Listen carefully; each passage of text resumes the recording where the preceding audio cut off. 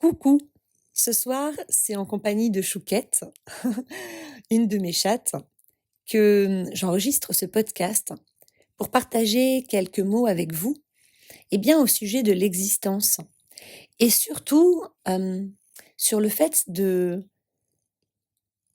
penser à un moment donné dans sa vie, que ce soit sur une courte durée ou sur une très longue période, peut-être toute sa vie, de penser peut-être inconsciemment ou semi-consciemment que l'on n'a pas le droit d'exister.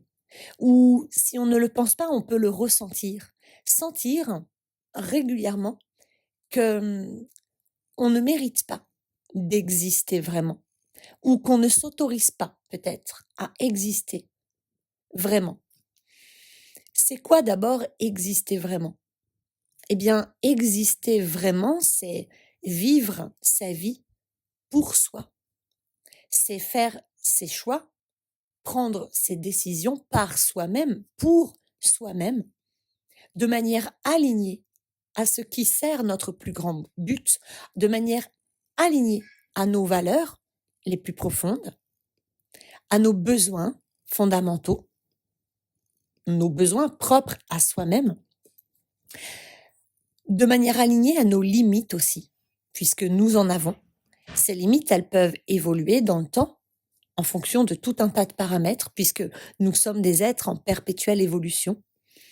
Donc nos limites, nos besoins, nos rêves, nos valeurs évoluent en même temps que nous évoluons sur le plan de notre conscience par le biais de nos apprentissages terrestres, pleinement dans son corps de femme ou dans son corps d'homme, puisque je vous rappelle que notre âme choisit, avant de venir s'incarner, le genre. Elle choisit de vivre une vie dans un corps de femme pour venir rayonner le principe du féminin sacré plus que le principe du masculin sacré. Donc, dans la matière, elle vient incarner le principe même du yin, féminin sacré, même si en elle, elle porte aussi le principe du masculin. Mais son corps physique, dans la matière, est plus yin, donc plus féminin que yang. Et une âme qui vient s'incarner dans un corps d'homme, c'est la même chose, mais à l'inverse. Une âme qui vient s'incarner dans un corps d'homme, c'est un corps qui est là pour rayonner davantage le principe masculin.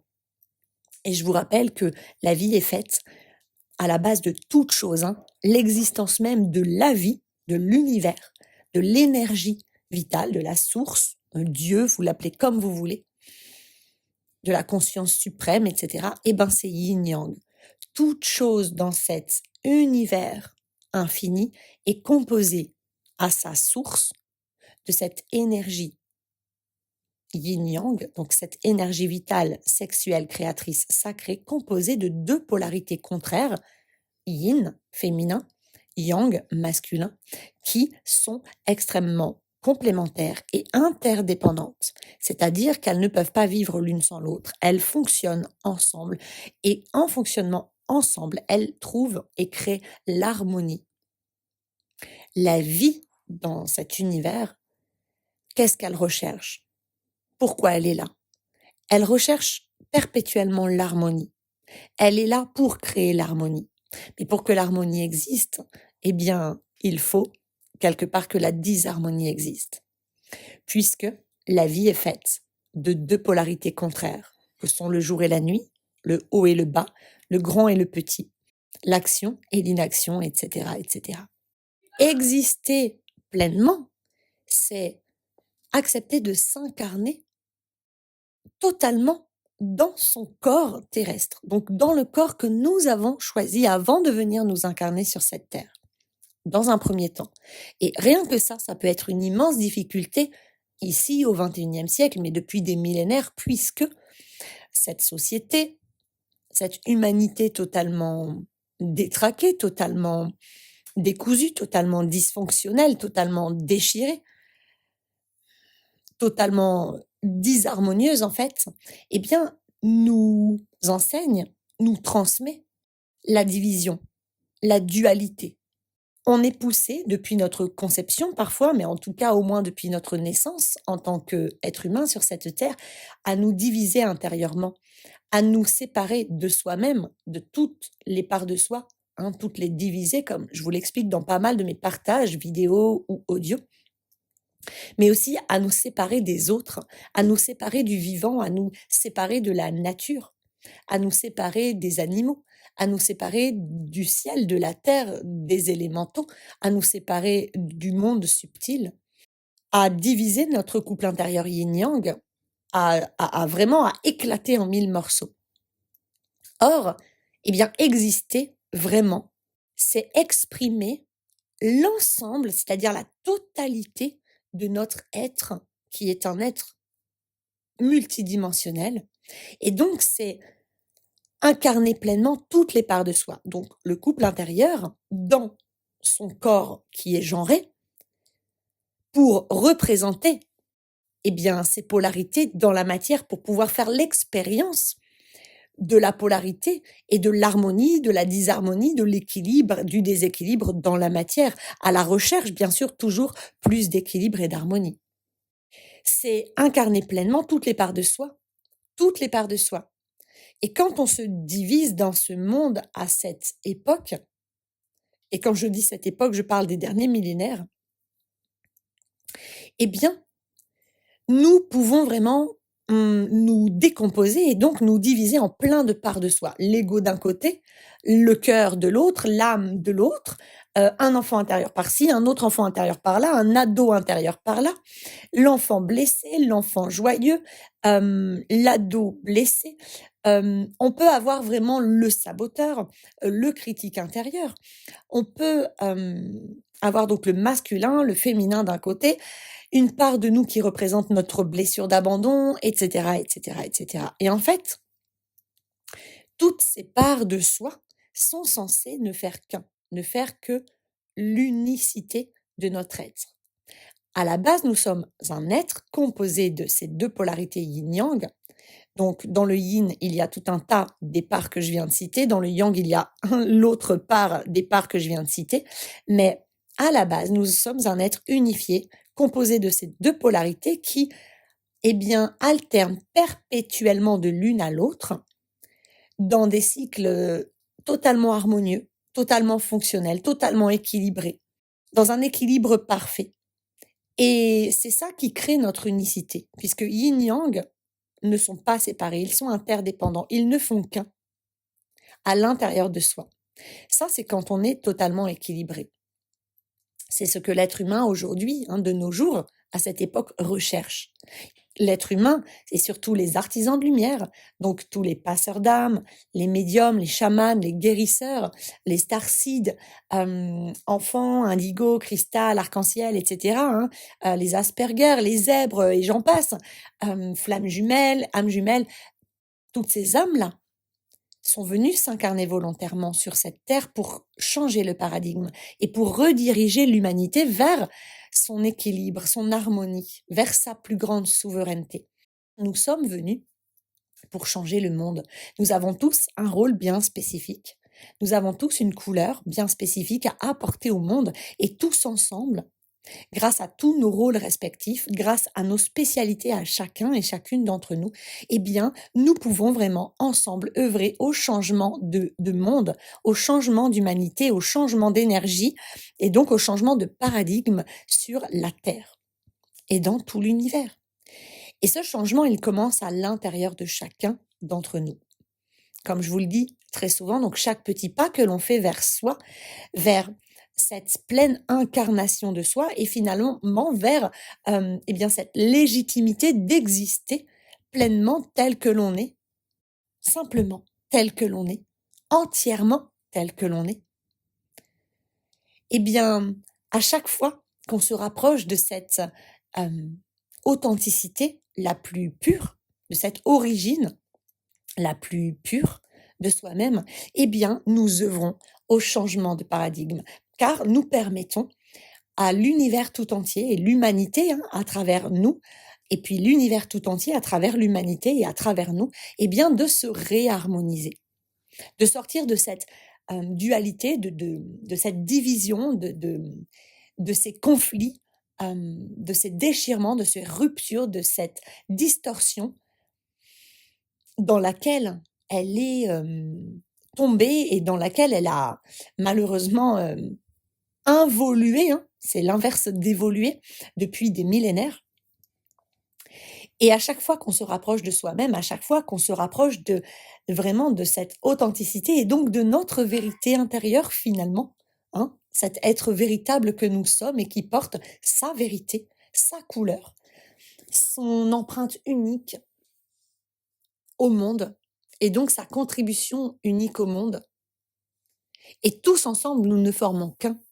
Nous sommes tous ensemble les pièces d'un immense puzzle harmonieux, magnifique, qui est l'humanité souveraine, libre et authentique. Et c'est ce que nous sommes venus apporter sur cette terre. Alors malheureusement, dans ce monde, comme je vous l'expliquais tout à l'heure, nous avons été poussés à nous diviser. Et nous diviser, ça veut dire quoi? Ça veut dire rejeter des parts de soi. Ça veut dire ne pas aimer certaines parts de soi. Ça veut dire abandonner, fuir, refuser, ne pas accueillir, ne pas accepter, ne pas embrasser certaines parts de soi-même. Et à partir de là, eh bien, on se divise, on entre dans la dualité et on se perd, on s'éloigne de sa véritable identité. Et donc, on refuse de s'incarner pleinement pour qui l'on est. On peut refuser d'incarner son corps parce qu'on n'aime pas son corps physique. On peut refuser d'incarner certains traits ou certains aspects de notre caractère, de notre tempérament, de notre personnalité ou de notre identité innée plutôt, ce qui va nous pousser d'ailleurs à adopter une personnalité ou à construire, créer une personnalité qu'on va appeler le faux self ou le personnage, le petit moi, qui va être adapté à ce monde distordu, donc qui va être lui-même dysfonctionnel et distordu, pour avoir l'illusion de survivre. Et nous sommes tous passés par là. Et donc, nous avons éclaté en morceaux et nous avons refusé, eh bien, d'incarner notre dimension subtile, notre dimension et notre intelligence émotionnelle. Certaines fois, nous refusons d'incarner carrément notre genre, c'est-à-dire notre principe soit féminin, soit masculin. Certaines fois, même quand on va vraiment très très loin dans ces dysfonctionnements et dans ce rejet, dans ce refus d'incarnation, on peut même refuser d'incarner le masculin et le féminin. Ça peut aller très loin, ça peut avoir des conséquences vraiment très très impactantes, voire même très graves, et conduire jusqu'à la mort, hein. Donc le refus d'incarnation, c'est quelque chose qui touche malheureusement énormément de gens sur la planète, hein, une grande majorité, je dirais, parce que nous-mêmes, eh bien, nous sommes nés dans des familles où nos propres parents et les membres de notre famille, bien souvent, refusaient ou avaient refusé déjà d'incarner une part ou plusieurs parts d'eux-mêmes, d'elles-mêmes, et quelquefois même la totalité de leur personne. Parce que nous vivons dans une société où nous rejetons beaucoup, où nous critiquons beaucoup, dans une société où on nous force de rentrer dans un moule, dans certains dogmes, dans un modèle, on va dire, imposé pour tous, alors que nous sommes tous des êtres uniques, avec des formes uniques, avec des couleurs, une sensibilité, un tempérament, des talents, des compétences, etc. Une vérité qui est unique à chaque individu que nous sommes, et même des jumeaux purs, c'est-à-dire des jumeaux vraiment qui se ressemblent trait pour trait physiquement, eh bien à l'intérieur d'eux-mêmes, ils n'ont pas le même microbiote intestinal, ils n'ont pas le même microbiote dans leur biologie, et donc ils sont deux êtres totalement uniques.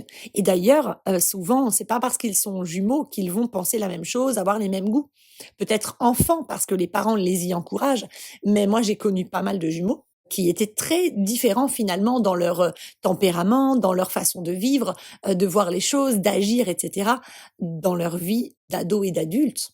Donc vous voyez bien que même des vrais jumeaux sont deux êtres totalement uniques. Il n'y a pas vraiment, sur cette terre, il n'y a pas de clone. Il n'y a pas d'être parfaitement identique. Il n'y a que des êtres uniques. Et chaque être unique est un être unifié, c'est-à-dire qu'il n'est pas divisé, il n'est pas composé de plein de parts à la base, il est juste un, UN, un seul, une unité, une entièreté multidimensionnelle. C'est-à-dire qui existe sur de multiples plans, que sont les plans de la 3D, donc le plan physique, mais aussi le plan du mental, hein, de la forme pensée, de la conscience, mais aussi sur le plan de l'émotion, hein, tout ce qui est émotion, sentiment, sensations corporelles et aussi et bien sur le plan de la vibration, de l'énergie, puisque c'est cette énergie qui nous permet simplement d'exister. Donc exister vraiment, c'est quoi? C'est OK, j'accepte de m'incarner pleinement tel que je suis, donc dans mon corps, ce corps que j'ai choisi avant de venir m'incarner. Oui, oui, oui, oui, oui. Même si ce corps ne me plaît pas, parce qu'il ne correspond pas peut-être aux critères de la société, peut-être parce que j'ai été humiliée, peut-être parce que on m'a montré du doigt, critiqué, etc. Par le passé, OK. Peut-être parce que je me juge très durement. Bref, peut-être parce que je manque de confiance en moi, d'estime de moi, etc., etc. Mais ce corps, je vous rappelle que c'est votre temple sacré. Sans lui, vous n'existeriez pas. C'est votre première maison sur cette terre. C'est votre plus grand allié sur cette terre. C'est votre meilleur et plus grand guide. Il est votre véhicule terrestre, celui qui vous permet de vivre et d'exister. Donc, dans un premier temps, il va être très nécessaire d'accepter d'exister à travers son corps terrestre et donc d'incarner ce corps et donc de l'aimer véritablement, de l'honorer, de le respecter et d'en prendre grand soin.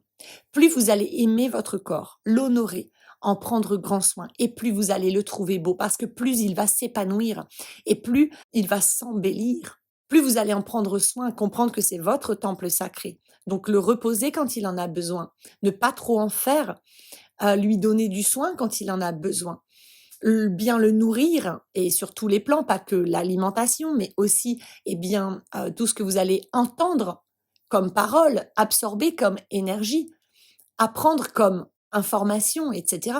Et puis ensuite, bien sûr, plus vous allez en prendre soin en le faisant bouger comme il en a besoin. Parce qu'un corps, c'est fait pour bouger.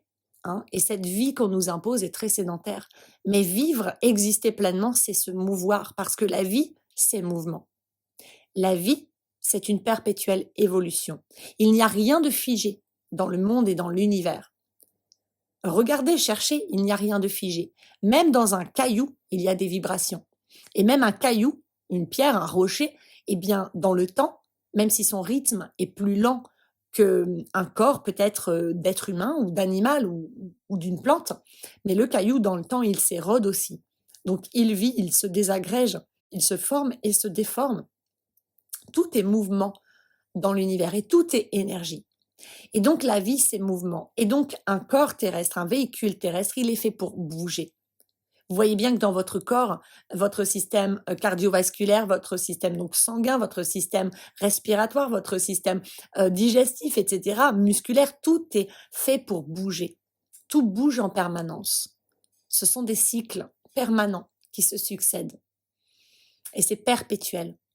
Et donc, plus vous allez mettre du mouvement dans votre corps, mais attention, un mouvement qui respecte vos limites, bien sûr, et qui répond à vos besoins. Et plus votre corps va être heureux, va s'épanouir, plus vous allez gagner en santé, et donc plus vous allez gagner en bien-être, et donc plus vous allez gagner en épanouissement sur tous les plans. Donc, habiter votre corps, exister à travers ce corps, c'est accepter de, oui, ok, je vis dans ce corps. Mais ce corps ne me définit pas. Ce corps, ce n'est pas ton identité. OK? Ton identité, c'est tout ton être dans sa globalité et ton corps, c'est simplement la forme physique que prend ton être multidimensionnel. Mais tu es bien plus que ce corps. Ce corps, c'est ton véhicule. Il te permet de vibrer, de ressentir les émotions, les sensations, les besoins, les limites, les valeurs, etc. Il te permet d'exprimer. Il te permet aussi d'expérimenter le plaisir, la joie, le bonheur, le rire, et puis toutes ces sensations de l'air sur ta peau, la sensualité, etc., etc. C'est super important. C'est par le biais de nos sens physiques que l'on va prendre nos leçons sur cette terre, que l'on va expérimenter et apprendre et évoluer. Exister pleinement, c'est avant tout s'autoriser, se donner le droit et accepter d'incarner pleinement son véhicule terrestre, son corps. Et ensuite, ou même en même temps, bien sûr, hein, eh bien, c'est d'accepter, de s'autoriser et d'être heureux finalement d'incarner ce corps avec tout notre être multidimensionnel. C'est-à-dire, j'aime et j'accepte toutes les dimensions de mon être. La dimension émotionnelle, physique, mentale et vibratoire. Et donc, j'aime et j'accepte et je m'autorise à être pleinement moi-même. Et qui est-ce que je suis? Je suis cet être originel que j'ai perdu de vue peut-être à ma naissance, peut-être durant ma conception, in utero, peut-être durant mon enfance, parce que, eh bien, je me suis sentie forcée de m'adapter. Et donc, je me suis sentie forcée d'éteindre certaines parts de moi, de m'en couper, de les étouffer, de les bâillonner, de les empêcher d'exister. OK, je me suis interdit d'exister, peut-être sur le plan émotionnel. Je me suis interdit d'exister en tant que fille, en tant que femme, en tant que mère. Je me suis interdit d'exister en tant que fils, en tant qu'homme, en tant que, leader. Je me suis interdit peut-être d'exister tout court en tant que personne. Je me suis interdit peut-être, eh bien, d'exister dans ma sensibilité ou bien je me suis interdit, eh bien, d'avoir, mes rêves et donc d'exister pour réaliser mes rêves. Puisque je vous rappelle ici quelque chose de fondamental, c'est que nous venons nous incarner avec des rêves, grands buts, grands objectifs, mais ce sont des rêves. Et nos rêves, si nous les portons, c'est que nous sommes venus les manifester, donc les vivre et les réaliser. Nos rêves, c'est notre boussole, c'est le sens même de notre existence. Donc, exister pleinement, c'est se reconnecter à ses rêves, se reconnecter et retrouver le sens de cette existence. Et le sens, cette direction qui nous pousse finalement, eh bien, à vivre, à évoluer sur cette terre et qui a poussé notre âme à venir s'incarner, ce sont nos rêves. Le chemin, c'est ce qui importe le plus. Ce chemin, ici et maintenant, au moment présent, en direction de ces rêves. Parce que je suis venue pour marcher vers mes rêves, pour aller manifester mes rêves. Et je ne vais pas les manifester en un claquement de doigts, puisque je suis aussi venue pour apprendre sur le chemin qui mène vers mes rêves. Mais plus je vais m'autoriser à exister pleinement, plus je vais accepter d'exister, plus je vais me donner ce droit d'exister, plus je vais voilà, aimer, apprécier mon existence. Et plus finalement, eh bien, je vais manifester mes rêves. Et puis une fois que je vais les manifester, eh bien, d'autres rêves vont naître encore plus grands ou qui vont m'emmener encore plus loin. Et je vais développer comme ça tous mes rêves et ainsi contribuer de plus en plus, eh bien, à ce changement de paradigme, à l'évolution de l'humanité dans le bon sens, celui de sa souveraineté, de sa liberté, de son épanouissement le plus grand, de sa reliance au grand tout.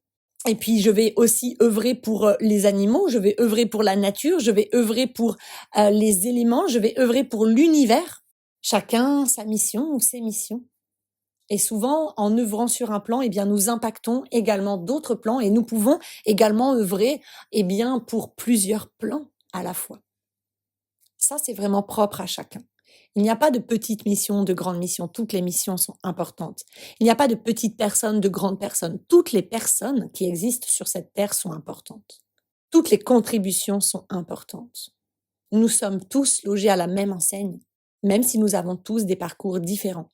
Et donc, exister pleinement, c'est accepter ton unicité. Accepter donc d'être un être humain unique, ok, un individu avec ta sensibilité, ta vérité, ta façon de ressentir, de percevoir les choses, ok, tes valeurs, tes besoins, tes limites, etc. Ok, mais d'être en même temps relié à tous les autres êtres humains, à tous les animaux de cette planète, à la nature, aux éléments, à l'univers tout entier, à la conscience universelle ou suprême, à la source. Donc, en même temps, nous sommes un et un en soi dans notre individualité et en même temps, nous sommes un avec le grand tout. Nous sommes le grand tout. Et donc, exister pleinement, c'est prendre conscience de ça. C'est incarner dans ton corps en ayant conscience que tu es un être multidimensionnel, donc t'incarner dans ton corps physique, mais aussi dans tes corps subtils, dans toute ta multidimensionnalité, en aimant et en acceptant chaque part de toi et en les réunissant en toi afin de retrouver ton unicité et de sentir que tu es un, de sentir que tu es un être entier qui vibre l'amour, cet amour inconditionnel. Attention, amour inconditionnel ne veut pas dire tout apprécier. Il ne faut pas confondre l'amour et l'appréciation et le plaire. Ok? Tu peux aimer quelque chose ou quelqu'un qui ne te plaît pas pour autant, ou dont un aspect ou un trait de caractère ne te plaît pas. Aimer veut dire ne pas rejeter. Aimer veut dire, ok, j'aime chaque personne, chaque être, chaque expérience de cette vie, parce que j'ai conscience que c'est un morceau de moi, c'est une projection de moi. Parce que j'ai conscience que tout ce qui se manifeste dans ma vie extérieure, dans ma vie matérielle 3D, est le reflet direct, hein, la projection directe de ce que moi, je nourris en moi. Et donc, j'aime toutes ces parts de moi, même les plus inconfortables, même les plus souffrantes, même les plus moches. Pourquoi? Eh bien, parce que ces parts de moi, par le biais de ces expériences ou de ces personnes que je fréquente, ces expériences, ces situations que je vis, que je traverse, eh bien, elles sont là pour m'apprendre quelque chose sur moi. Elles sont tout le temps, pardon, là. Elles sont toujours là, eh bien, pour m'indiquer si je suis ou non sur le juste chemin, sur la bonne voie, dans la bonne direction. En général, quand c'est désagréable, c'est que j'ai perdu mon chemin, c'est que je ne suis plus dans le juste, c'est que j'ai besoin de me réajuster, de retrouver le sens, la bonne direction, celle qui mène vers ma vérité, vers mes rêves, vers mon accomplissement, mon épanouissement, mon bien-être, ma sérénité, ma paix intérieure, mon équilibre, mon harmonie. Pour exister pleinement, il s'agit vraiment de comprendre qu'à un moment donné, on s'est peut-être interdit d'exister sous un angle ou un autre, ou peut-être entièrement pour certaines personnes.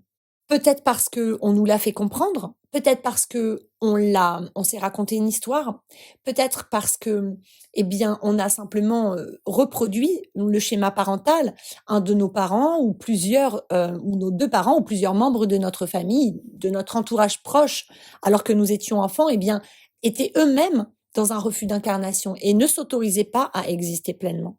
Et donc, nous n'avons fait que reproduire, puisque nous apprenons par mimétisme quand nous sommes enfants. Hein. Nous n'apprenons pas par le biais de ce que les adultes nous disent avec leurs paroles, nous apprenons par le biais de ce que les adultes font. Donc, même quand les adultes font l'inverse de ce qu'ils nous demandent de faire, eh bien nous allons vraiment nous appuyer sur ce qu'ils font et nous allons reproduire ce qu'ils font, pas ce qu'ils disent.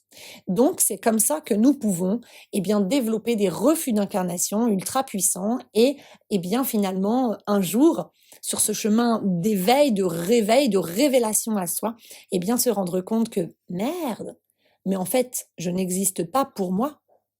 Je ne me permets pas d'exister vraiment. Je ne vis pas ma vie vraiment pleinement, en fait. Je ne m'autorise pas à vivre, donc à exister pleinement. Je ne m'autorise pas à exister tel que je suis, c'est-à-dire dans mon entière individualité et identité la plus originelle, mon être authentique. Ah non! Et en fait, on peut même se rendre compte que souvent, nous nous sommes mis à exister pour les autres et encore pire, à travers les autres. Et donc, nous existons bien souvent uniquement pour répondre aux attentes des autres, pour répondre aux besoins des autres, pour faire plaisir aux autres, hein, pour plaire aux autres, pour satisfaire les autres, pour ne pas décevoir les autres, pour que les autres soient fiers de nous, pour que les autres nous valident. Et donc, nous attendons l'approbation des autres, nous attendons l'autorisation de l'autre bien souvent. Et bien souvent, nous sommes dans l'hyperattachement parce que quand on est seul, on ne sait pas exister seul, puisque on ne se le permet pas. On ne nous l'a pas appris. On s'est coupé de ça. On se l'interdit. Et donc, on a besoin d'exister à travers un compagnon ou une compagne de vie, hein, un amoureux, une amoureuse, ou bien à travers un enfant, des enfants, ou bien à travers nos animaux de compagnie, ou bien à travers un meilleur ami, ou bien à travers un parent, etc., etc. Ou bien certaines fois même à travers peut-être un métier, une activité ou une énergie. Mais si on perd cette personne, cet animal, ou cet être, ou cette énergie, cette chose, eh bien, on tombe totalement par terre KO, quoi. On est perdu. Pourquoi? Eh bien, parce que on ne se permet pas d'exister. Et que si on n'a pas un hôte, c'est-à-dire un être ou quelque chose, à travers quoi exister, c'est comme si d'un coup, d'un seul, on n'existait plus. Et bien souvent, quand on est hyper attaché et qu'on vit une rupture, eh bien, on se retrouve dans ce cas de figure-là. Notre existence n'a plus de sens. On a perdu le goût de toute chose. on n'a plus de raison d'être, hein, on a cette sensation de ne plus avoir de raison d'être, parce qu'en réalité, la raison d'être, le sens, il est toujours là, à l'intérieur de vous. C'est juste que vous l'avez perdu, parce que depuis tout petit peut-être, eh bien, vous avez toujours existé qu'à travers l'autre.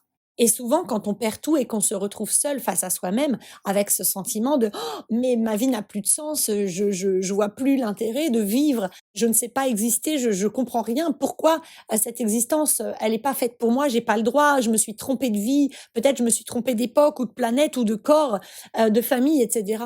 Eh bien, toutes ces sensations-là, finalement, elles viennent simplement du fait que, enfant, nous avons cru que nous n'avions pas le droit d'exister, tels que nous sommes, pour qui nous sommes, parce que nous n'avons pas été ou nous n'avons pas eu le sentiment, en tout cas, d'être validés, d'être reconnus pour qui nous sommes, aimés, acceptés pour qui nous sommes, encouragés à être et à devenir qui nous sommes, à rayonner tels que nous sommes, à, à, à déployer nos talents, notre sensibilité, notre identité, à, à marcher nos rêves, etc., etc. Et donc, nous nous sommes coupés de notre existence et nous nous sommes interdits d'exister.